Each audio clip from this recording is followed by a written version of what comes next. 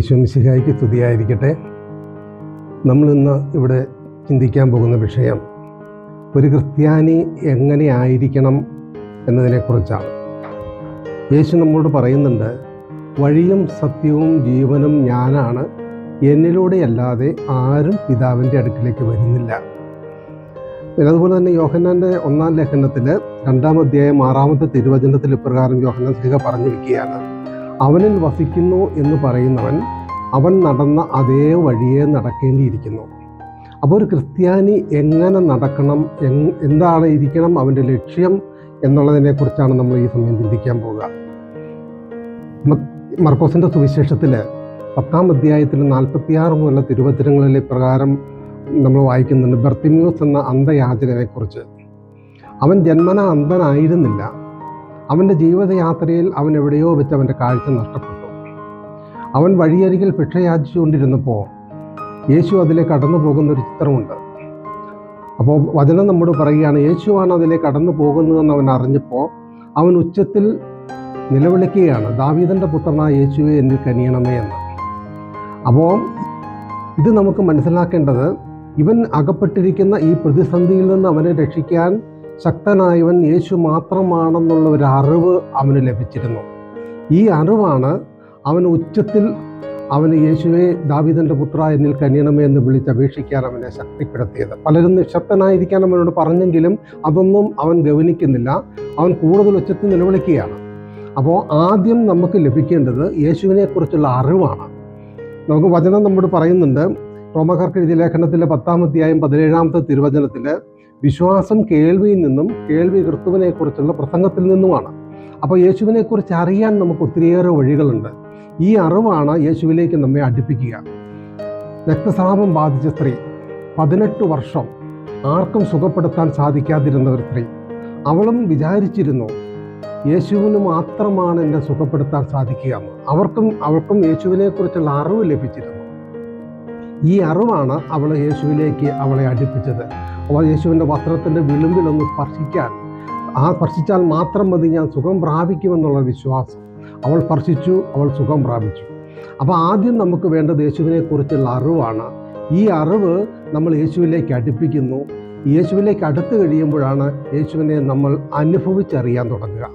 അപ്പോൾ രണ്ടാമത്തെ ഘട്ടമാണ് യേശുവിനെ അനുഭവിക്കുക എന്നുള്ളത്. ബർത്തിമേസ് എന്ന അന്ധയാചകനും യേശുവിനെ അനുഭവിക്കുകയാണ്. ബർത്തിമേസ് എന്ന അന്ധയാചകനോട് യേശു ചോദിക്കുന്നുണ്ട്, ഞാൻ നിനക്ക് വേണ്ടി എന്ത് ചെയ്തു തരണമെന്നാണ് നീ ആഗ്രഹിക്കുക? അവൻ പറയുകയാണ്, എനിക്ക് കാഴ്ച വീണ്ടും കിട്ടണം. യേശു പറഞ്ഞു, നിന്റെ വിശ്വാസം നിന്നെ രക്ഷിച്ചിരിക്കുന്നു, നീ ഏറ്റുപോയിക്കൊള്ളുക പറയുമ്പോൾ അവൻ്റെ കാഴ്ച തൽക്ഷണം അവന് ലഭിക്കുകയാണ്. അവനെ കർത്താവ് എത്രയോ നല്ലവനാണെന്ന് രുചിച്ചറിയാം. സങ്കീർത്തനം 34:8 വായിക്കുന്നത് പോലെ കർത്താവ് എത്രയോ നല്ലവനാണെന്ന് ബർത്തിമേസ് എന്ന അന്ധയാചകനും 18 വർഷം രക്തസ്രാവം ബാധിച്ച് ആർക്കും സുഖപ്പെടുത്താൻ സാധിക്കാതിരുന്ന സ്ത്രീയും അവിടെ അനുഭവിച്ചറിയുകയാണ്. അപ്പോൾ ഈ അനുഭവിച്ചറിഞ്ഞു കഴിയുമ്പോൾ നമ്മൾ അടുത്ത സ്റ്റെപ്പിലേക്ക് നമ്മൾ കടക്കണം. അതാണ് ഈ ബർത്തിമേസ് എന്ന അന്ധയാചകൻ്റെ ആ സംഭവം ഇരിക്കുന്ന ഏറ്റവും അവസാനം രേഖപ്പെടുത്തിയിരിക്കുന്നു, അവൻ യേശുവിനെ അനുഗമിച്ചു എന്ന്. ഈ അനുഗമനമാണ് യേശു നമ്മിൽ നിന്ന് ആവശ്യപ്പെടുന്നത്, ആഗ്രഹിക്കുന്നത്. അപ്പോൾ വചനം നമ്മോട് പറയുന്നുണ്ട്, എന്നേക്കാൾ അധികമായി പിതാവിനെയോ മാതാവിനെയോ സ്നേഹിക്കുന്നവൻ എനിക്ക് യോഗ്യനല്ല, എന്നേക്കാൾ അധികമായി പുത്രനെയോ പുത്രിയെയോ സ്നേഹിക്കുന്നവനും എനിക്ക് യോഗ്യനല്ല.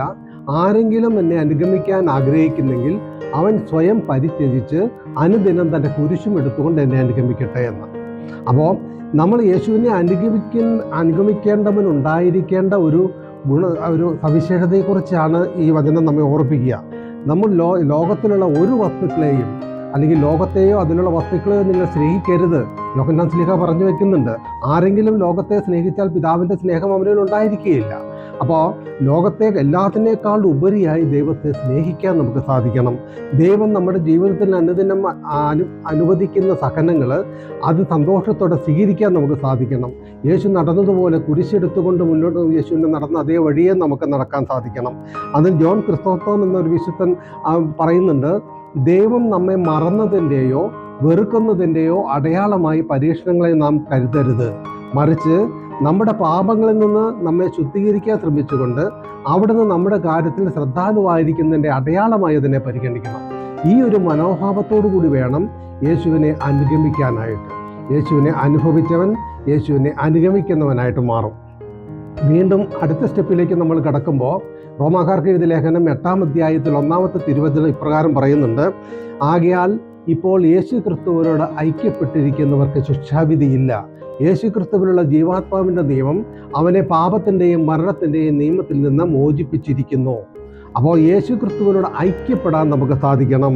ക്രിസ്തുവിനോട് ഐക്യപ്പെടാൻ സ്നാനം സ്വീകരിച്ച നാം എല്ലാവരും ക്രിസ്തുവിനെ ധരിച്ചിരിക്കുന്നു എന്നാണ് റോമാക്കാർക്ക് ലേഖനത്തിൽ 6-ാം അധ്യായം 3-ാമത്തെ തിരുവചനം പറഞ്ഞിരിക്കുക. അപ്പോൾ ക്രിസ്തുവിനെ ധരിക്കണം, മറ്റൊരു ക്രിസ്തുവായിട്ട് നമ്മൾ മാറണം. ഇതിനു വേണ്ടിയിട്ടാണ് നമ്മൾ ഓരോ ക്രിസ്ത്യാനിയും വിളിക്കപ്പെട്ടിരിക്കുക.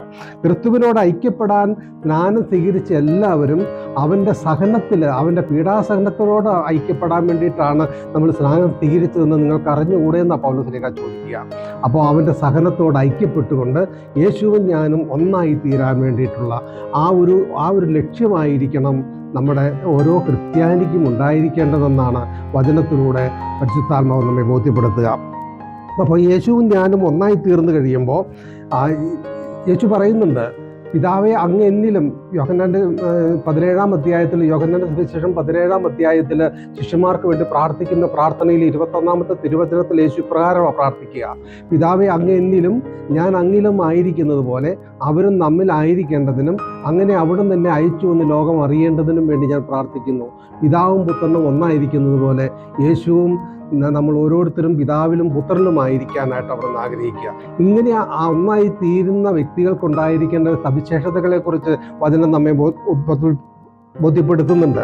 അവന് യേശുവിൻ്റെ ഒരു മനോഭാവം, യേശുവിനുണ്ടായിരുന്ന ഒരു മനോഭാവം നമ്മളിലേക്ക് കടന്നു വരികയാണ് അവിടെ. അപ്പോൾ ഞാൻ ക്രിസ്തുവിലാണ്, ക്രിസ്തു എന്നിലാണ്, ഞാൻ ക്രിസ്തുവായി മാറിക്കഴിയുമ്പോൾ ഒരു പ്രധാനപ്പെട്ട രണ്ട് മനോഭാവങ്ങൾ അവർ രൂപപ്പെടുക. ഫിലിപ്പിയർക്ക് എഴുതിയ ലേഖനത്തിൽ 2-ാം അധ്യായം 3-ാമത്തെ തിരുവചനം മുതൽ ഇപ്രകാരം പറയുന്നുണ്ട്: മാത്സര്യമോ വ്യർത്ഥാഭിമാനമോ മൂലം നിങ്ങൾ ഒന്നും ചെയ്യരുത്, മറിച്ച് ഓരോരുത്തരും താഴ്മയോടെ മറ്റുള്ളവരെ തങ്ങളെക്കാൾ ശ്രേഷ്ഠരായി കരുതണം. ഓരോരുത്തരും സ്വന്തം താല്പര്യം മാത്രം നോക്കിയാൽ പോരാ, മറ്റുള്ളവരുടെ താല്പര്യം കൂടി പരിഗണിക്കണം. യേശു ക്രിസ്തുവിനുണ്ടായിരുന്ന ഈ മനോഭാവം നിങ്ങളിലുണ്ടായിരിക്കട്ടെ.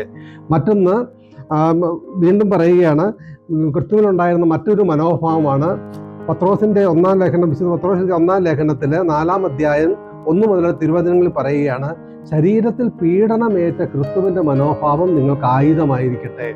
ശരീരത്തിൽ സഹിച്ചിട്ടുള്ളവൻ പാപത്തോട് വിട വാങ്ങിയിരിക്കുന്നു.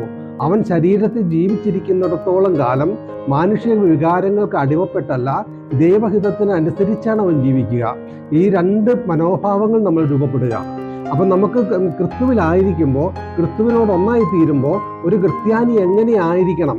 യേശുവിനെ അറിഞ്ഞ് അനുഭവിച്ച് അനുഗമിച്ച് യേശുവിനോട് ഐക്യപ്പെട്ട് ജീവിക്കുമ്പോൾ, മറ്റൊരു ക്രിസ്തുവായിട്ട് മാറുമ്പോൾ എളിമയുടെ ഒരു മനോഭാവം വേണം.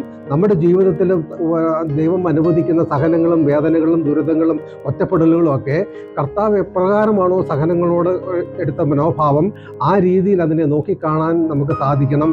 അതിനു വേണ്ടിയിട്ടാണ് നമ്മൾ പ്രാർത്ഥിക്കേണ്ടത്, അതിനു വേണ്ടിയിട്ടാണ് നമ്മൾ പരിശ്രമിക്കേണ്ടത്. നമുക്കും പ്രാർത്ഥിക്കാം യേശുവിനോട്: കർത്താവേ, ഞാൻ ഇച്ഛിക്കുന്ന നന്മയല്ല, ഞാൻ ഇച്ഛിക്കാത്ത തിന്മയാണ് ഞാൻ പ്രവർത്തിക്കുന്നത്. ഞാൻ ഇച്ഛിക്കാത്തത് ഞാൻ പ്രവർത്തിക്കുന്നെങ്കിൽ അതൊരിക്കലും ഞാനല്ല, എന്നിൽ വസിക്കുന്ന പാപമാണ്. ഈ പാപാവസ്ഥയെ അതിജീവിച്ചുകൊണ്ട് കർത്താവെ, അങ്ങ് നടന്ന അതേ വഴിയിലൂടെ നടക്കുവാനായിട്ട്, അങ്ങ് വാഗ്ദാനം ചെയ്തിരിക്കുന്ന നിത്യജീവൻ ലക്ഷ്യമാക്കിക്കൊണ്ട് നടക്കുവാനായിട്ട് കർത്താവെ എന്നെ ശക്തിപ്പെടുത്തണമേ. നമ്മുടെ പേരിന് കാരണക്കാരായ വിശുദ്ധരും പരിശുദ്ധ അമ്മയും എല്ലാം നടന്ന അതേ വഴി തന്നെയാണ്. ഈ വഴിയിലൂടെ നടക്കുവാൻ നമുക്കും ശക്തമായിട്ട് പ്രാർത്ഥിക്കാം. ദൈവം നമ്മെ അനുഗ്രഹിക്കട്ടെ. നമുക്ക് ദൈവത്തോടു കൂടിയായിരിക്കാം, ക്രിസ്തുവിലായിരിക്കാം. Praise the Lord.